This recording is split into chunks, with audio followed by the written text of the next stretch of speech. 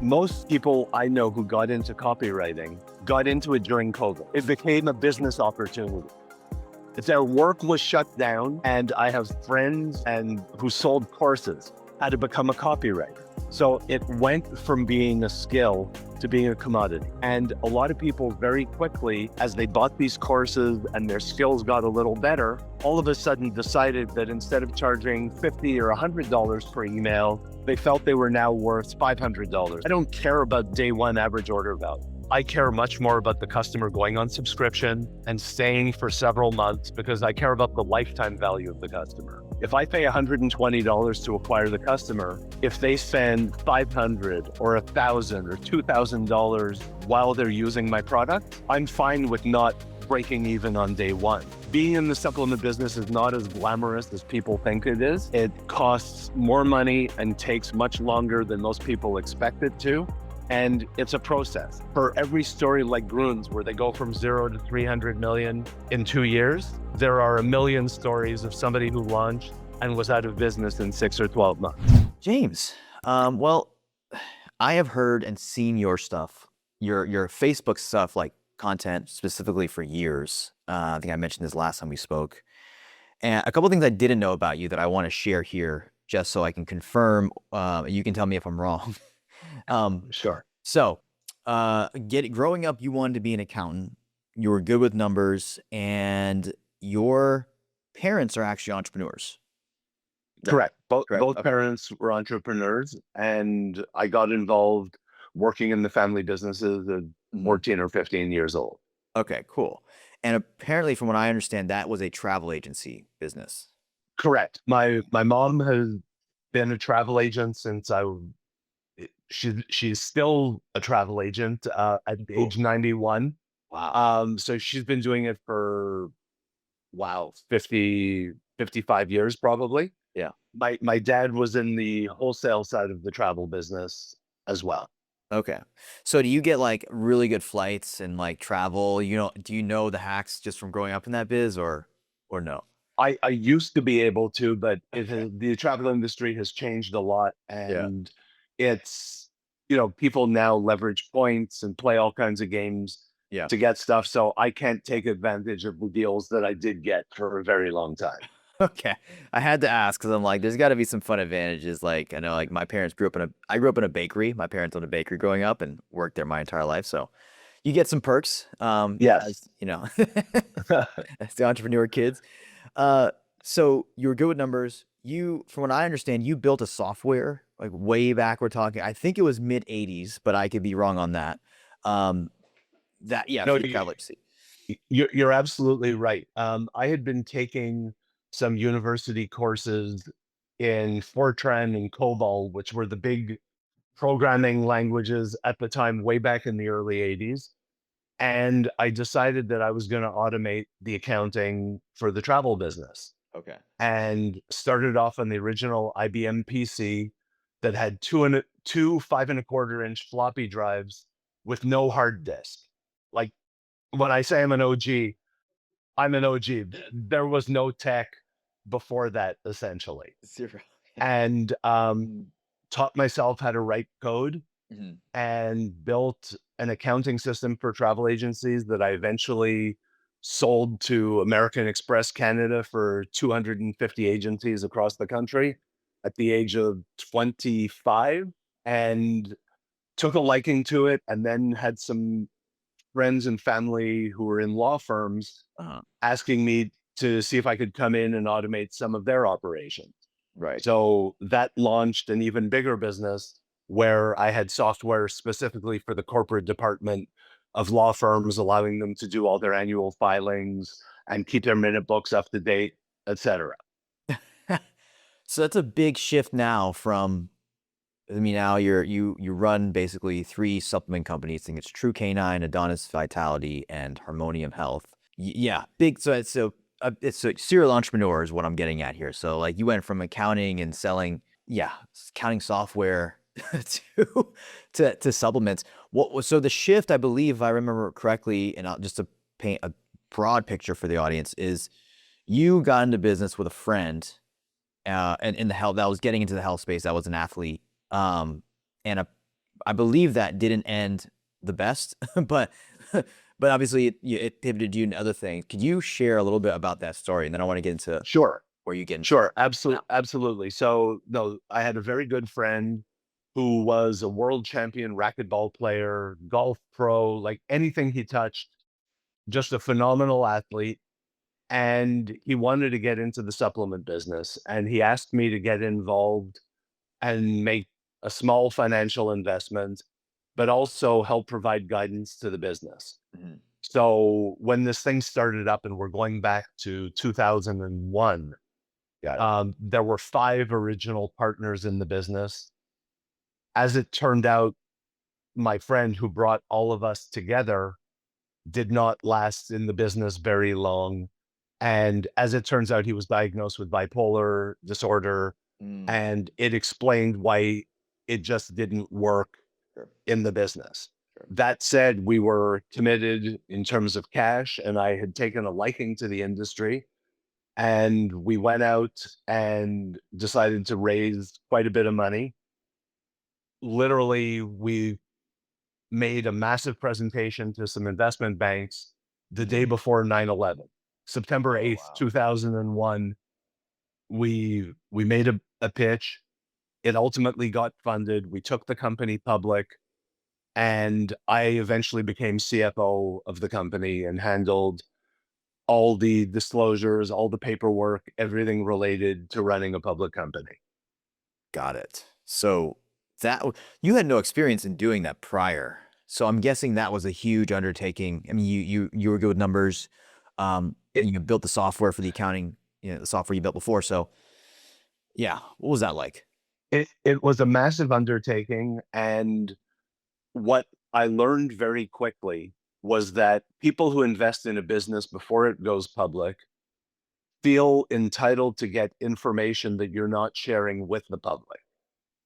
And so every time we would put out a press release, my phone would blow up with 10 or 15 early stage investors reaching out. Well, I read your press release. What else can you tell me? And there was nothing I could tell them. I was the one signing all the disclosures for the SEC. I And I see. was not Yeah. going to put my life and well-being at risk No. by engaging in insider trading or giving information to people that they weren't entitled to have. Yeah. So it was very stressful. It was when the Sarbanes-Oxley Act was coming into effect, which happened post Enron and made Uh-huh. it was all about real compliance. So Mm, I spent half my time talking to accountants and lawyers. I ended up absolutely hating it. And after a year and a half, went to the board and said, this is not what I want to be doing with my life. It's yeah. just no fun whatsoever. Negotiated an exit for myself Mhm. and immediately started up a new supplement business that was totally non-competitive with the one that I had just left. Got it.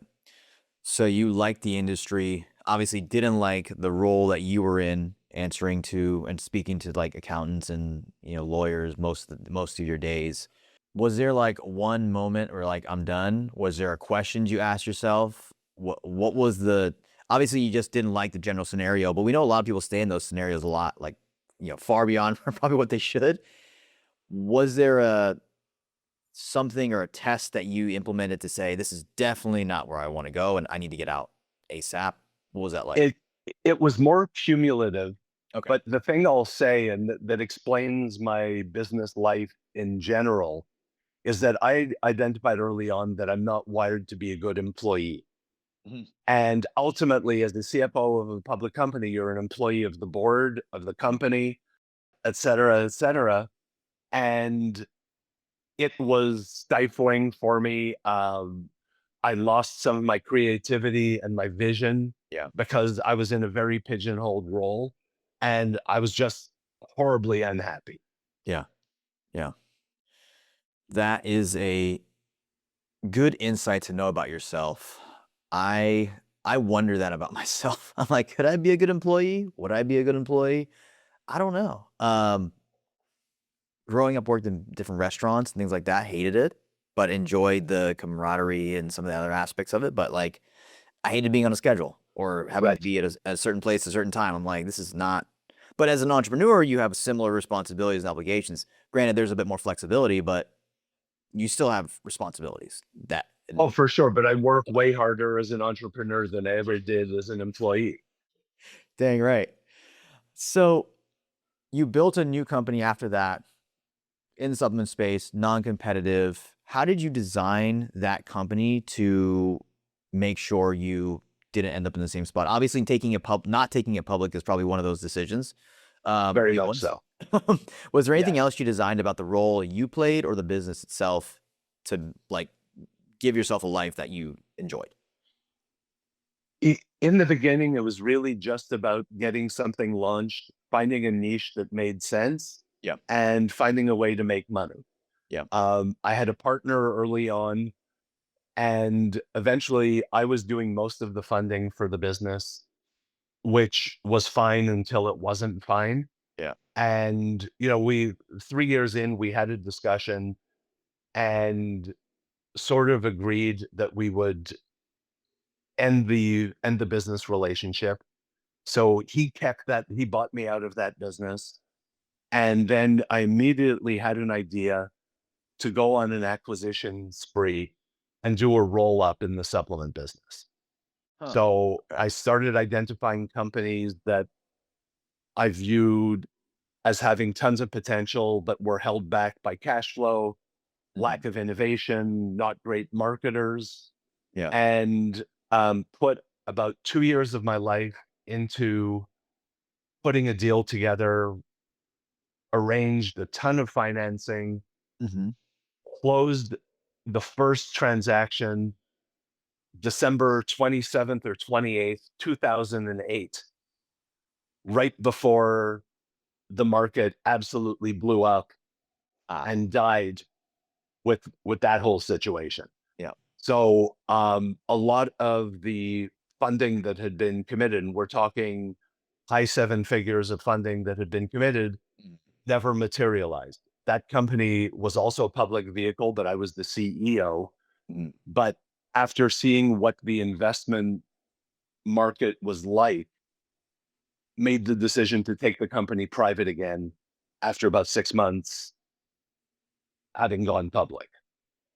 Yeah. Okay. Got it. And then you And all. all that to say, I will never do a public deal again in my life because all you do literally is talk to lawyers and accountants and spend money that would be much better served going to marketing Mm. and inventory. You're spending tens of thousands of dollars every month on attorneys and CPAs, and it's just a never-ending cycle. So Yeah. made the decision that I will never do anything public again. So that was 2008, 2009, roughly Correct. time. I know you made a big pivot in 2020, and I want to kind of bring us up to speed to now because what's interesting is there's so much changing now with the direct to consumer space, with AI, with what you're doing now. So yeah, let's go to 2020, and I want to just kind of talk about the transition you made, and then Sure. let's hit on some of the things of what people should know now. Sure. So from 2009 essentially to 2018 into 2019, I sold products for bodybuilders and weightlifters, pre-workouts, BCAAs, Yep. fat burners, etc. And for a long time, it was a great market until Amazon came in and in the space of about 6 months, turned the industry on its head. There used to be brand loyalty, and people would buy one of your products and they'd like it, and they Yeah. would buy more of your products. And then Amazon came in, and it became a race to the bottom. Who could sell the cheapest pre workout? Who could sell the cheapest fat burner, et cetera, et cetera. So it went from a very good margin business to a terrible margin business. There were Mm. people at the time bidding $6 to $8 on Amazon for a click for pre-workout. That's It's great if you're a ridiculous. national brand Yeah. and A lot of money to Amazon is spend. part of your strategy, but you're in all the retailers and you have this massive business Yeah. over and above it. But for a smaller business, it was just very hard to compete. So I made the decision to get out of that space. And I had some friends who had entered the direct response space who had previously worked in the bodybuilding space. Yeah. And they came to me and said, you should really look at the direct response market and do some general health supplements. People are making lots of money. There's some great opportunities. So, there's no challenge that I say no to, and decided to make the pivot. I had never seen a 45-minute VSL for anything. I had never seen a 10,000 word sales letter. Yeah. So there was very much of a learning curve as I entered that space. And of course, just with my timing, I literally entered the space a month before COVID. Yeah. Serendipity. Yeah, Yeah. So, so just to clarify, when you say direct response market, for those who don't know, could you define what direct response market is? What the sure. market is? Sure. Direct response, as I entered it, was a lot of affiliate marketing Mhm. where there were companies or people who had large email lists who would promote your product to their list Yep. in exchange for a commission on every sale that came from their list. Yep. So to me, I had no problem with it whatsoever, whether I pay Facebook for a conversion, Yeah. Google for a conversion, Amazon for a conversion, or an affiliate for a conversion. It's the same thing. Yeah. So again, I entered knowing really nothing. I didn't even know what affiliates were in the very beginning. Right.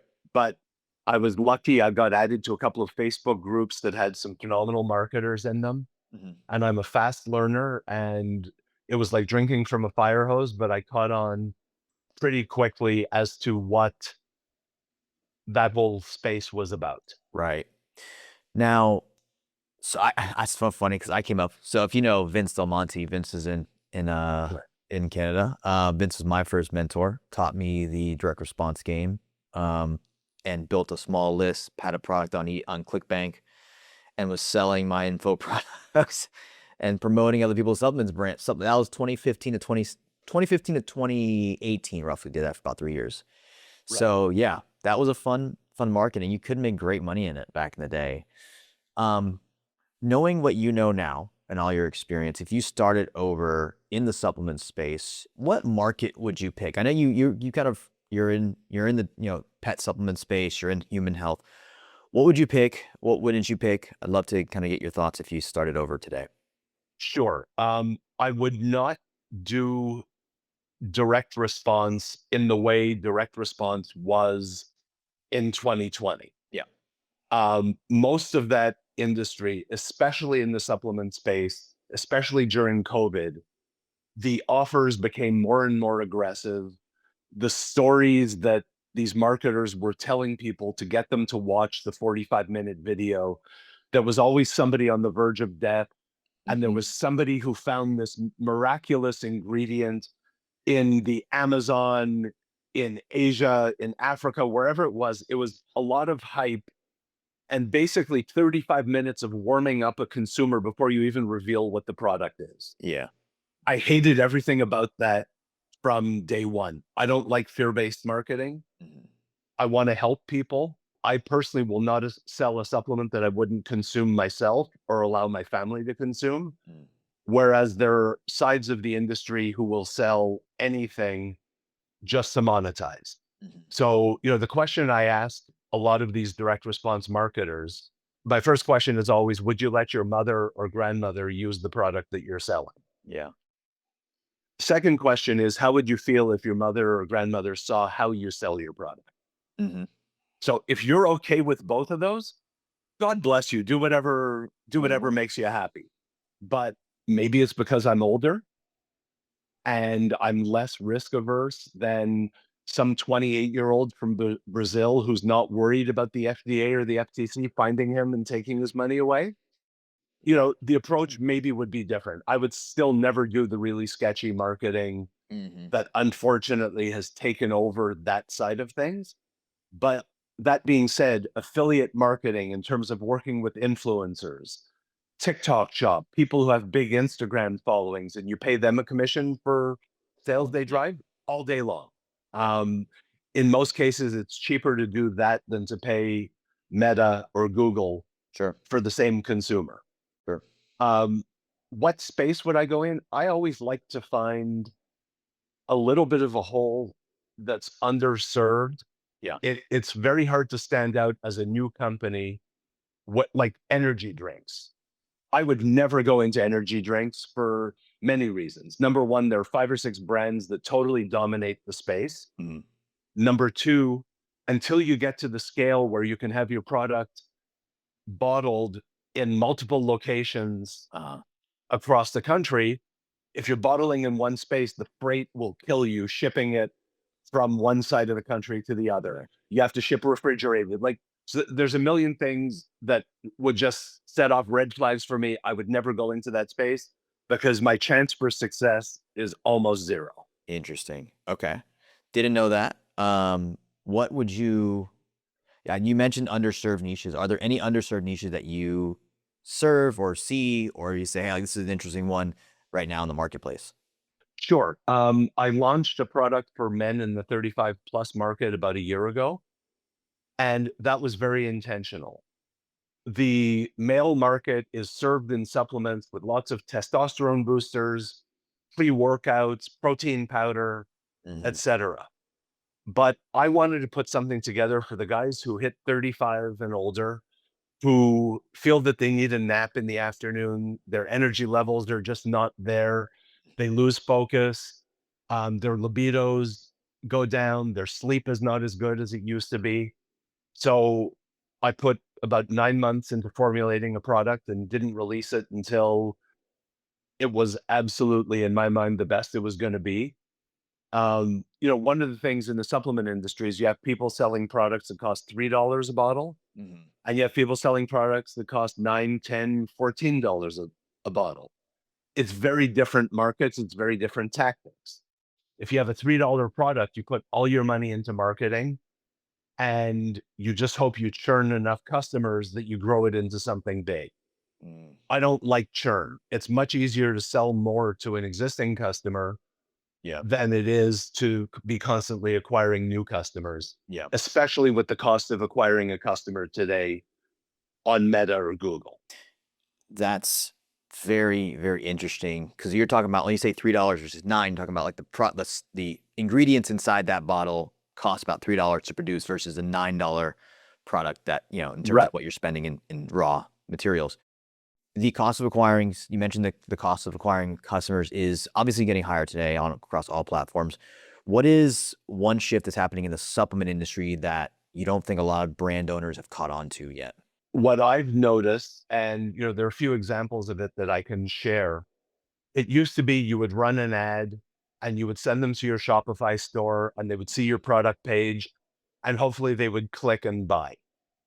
One of the big tendencies I'm seeing now is very problem specific advertising that then leads to a listicle or an advertorial that addresses those exact problems. Uh-huh. So let's say the perfect example is Grooms, the Yeah. gummy bear company that went from 0 to 300 million in revenue in a couple of years and just sold for 1.2 billion.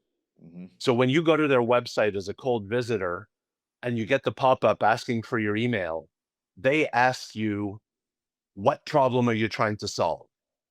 Is it gut health? Is it better sleep? Um, Clarity and focus? Are you on a GLP-1, etc.? Depending what answer you give them, every time you're retargeted, you're being retargeted with ads that are specific to the problem that you told them you want to solve. Every email you get from them is problem specific. Yeah. And when you do click on their ad, basically they have 9 or 10 different versions of a listicle. Hmm. The list is different depending on what problem you're addressing, but then the offer at the bottom of the page is the same. Right. And it's absolutely brilliant. Their marketing is exceptional. They took a product that most people, even people I know who like greens, Mhm. and I'm somebody who can't choke a glass of greens past here. It's I take hard, a man. sip, it just Yeah. doesn't go down.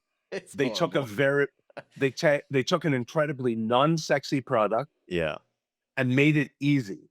Yeah. Just chew on this gummy and you're good. Is it the most delicious thing in the world? Absolutely not, but it's much better than drinking 10 ounces of greens.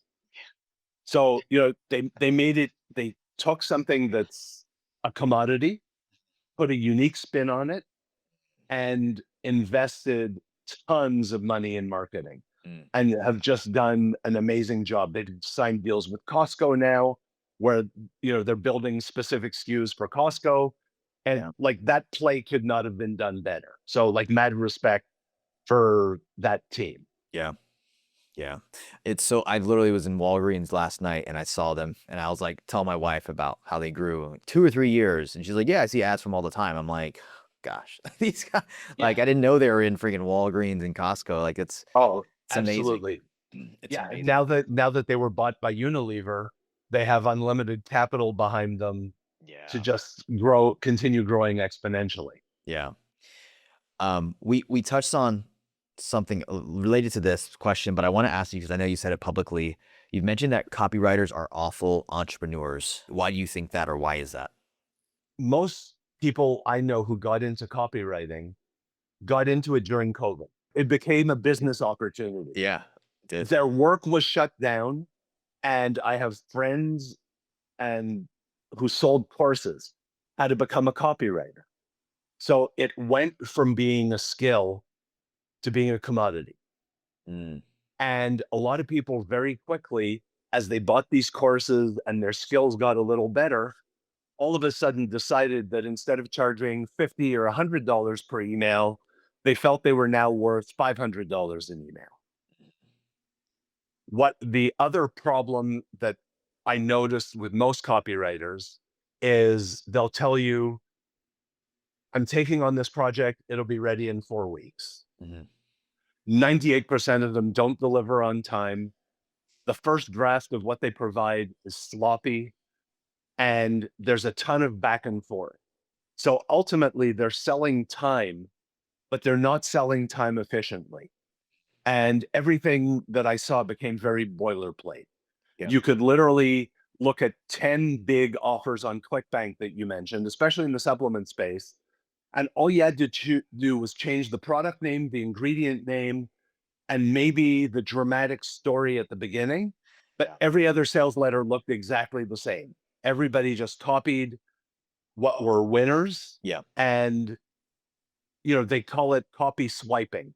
And using somebody else's work as inspiration, sure. Yeah. There's nothing there's nothing new in marketing. It's all cyclical. Direct mail used to be big. It was out for a while. Direct mail absolutely crushes now. But most of the copywriters just became horribly lazy. Mm, That a lot of them wanted to live the laptop lifestyle. So every week they're on a different beach, not wanting to put in the hard work to really hone their craft and get good yeah. at what they do. And Yeah. with the event of AI now and some very specific AI tools, I have no need for copywriters in my business right now. No, it's crazy. It's crazy how it just completely collapsed with the with the rise of AI and smart tools and building skills that can clone your voice, write like you. It's crazy. Exactly. I yeah, I remember that time. It was a wild, wild west. And there's Facebook. I was in a couple of those Facebook groups and saw what was going on. I, being a video podcast guy, was like on this fly on the wall. But I Right. found it ridiculously interesting how they would go back and forth about like, you should charge this much, and here's why, and you justify your price, and it was interesting times. Right. And my Yeah, question was always, you hear about the one winner yeah, that the copywriter had, but you didn't hear about the 15 other offers that they created that never did any business. yeah, So prices went from $7,500 for a long form sales letter. There were people charging 25, 35, $40,000, and their work just was not good enough to justify it. no, you weren't gonna make your money back. Yeah, I've seen both ends of that. You've been in this space for 20 years now. Where do you see it going with the use of AI? Like we talked about Gruens, I think it's called. We got bought by Unilever, and just these brands. They're being able to spin up within a couple of years, like amass hundreds of millions of dollars in revenue. What what are you excited about in the next 2 to 3 years that you think are coming to the supplement space? There's not a ton of innovation in the supplement space right now in terms of ingredients. It used to be like every year there'd be a few new hot ingredients that everybody would jump on. Yeah. In this regulatory climate, there's less and less that's coming to the market that's fully compliant and actually works the way the company promoting the ingredient wants to. I think the opportunity is very much what I would call the Kardashian type opportunity. Build a product around an influencer, make it very specific. Like whenever I'm in the car and I'm on Sirius radio, it's Venus Williams promoting her drink. I don't remember what it's called, but Sure. she's now involved in a supplement offer where she's the face of it. And because she had it built because she needed it as an athlete. Right. So for the companies who can afford to invest and make deals with people who have massive followings, Mhm. the ability to scale, assuming you have a good product, of course, Yeah. the ability to scale is almost unlimited. Now, it all comes back to the quality of the product because a lot of people in the supplement business, they look at their day one average order value Mhm. and they say, I paid Meta $120 to acquire the customer Mhm. and they want to be break even on day one. That's pretty hard to do. I don't care about day one average order value. I care much more about the customer going on subscription and staying for several months because I care about the lifetime value of the customer. Yep. If I pay $120 to acquire the customer, if they spend 500 or 1,000 or $2,000 while they're using my products, I'm fine with not breaking even on day one Sure. because the money is there long term. But there are a lot of companies who are not well funded, who need to be cash flow positive right away. And that makes them use more aggressive marketing tactics. And those are the ones who tend to churn customers. It's so much easier to sell more to an existing customer than it is to acquire a new one. So Yeah. I Mhm. focus on exceptional customer service, great experience, high quality products. Yeah. Do I leave money on the table because I won't sell something cheaper that I could be more aggressive? Sure. Sure, but I'm totally fine with it. Yeah. Um, I've got one more question. Well, I got a question that I want to pause because I obviously you're the expert in this space. I want to make sure I don't leave a good question on the table. Has there been a question that I should have asked or a topic we should have covered that we didn't, James? Because I want to make sure we've got more time for one more question here. Yeah.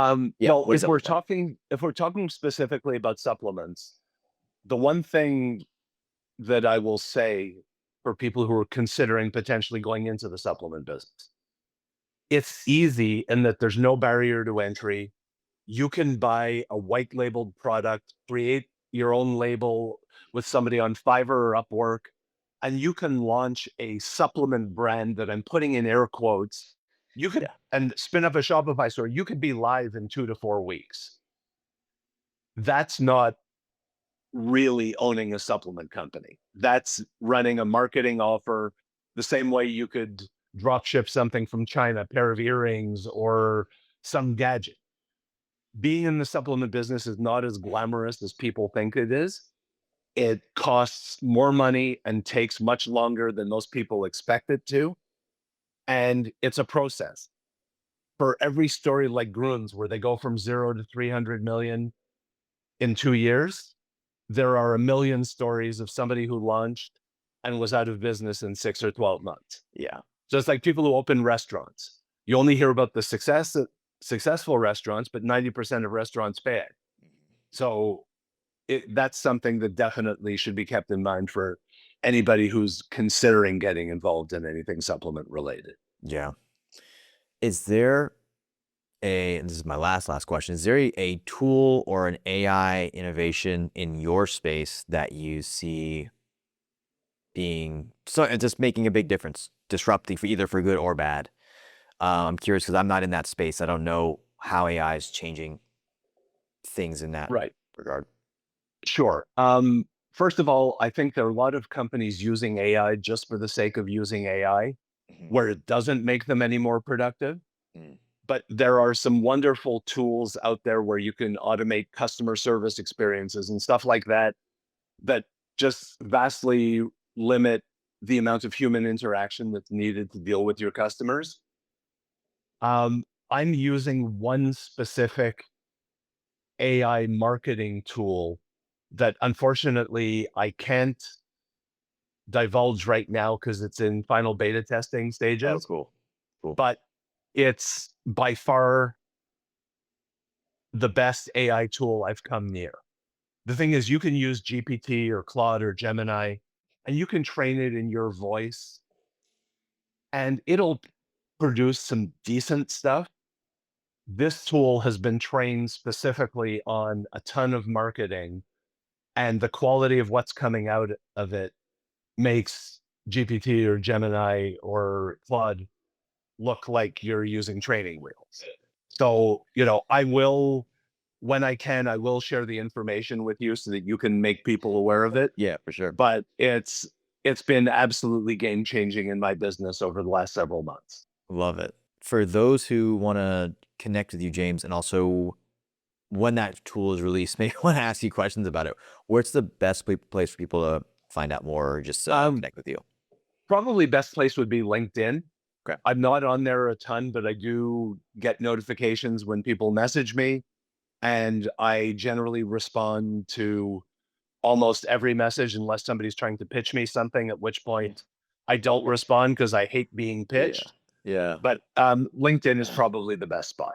Okay, cool. We will link your LinkedIn below this. And James, this has been really fun. I've heard so many great stories about you from people I respect, and it's been fun to understand your story and then also where the market's going and some of these things that are unsexy that you mentioned that make the biggest difference in the business in the long term. So thanks for coming on and thanks for sharing. It was absolutely my pleasure.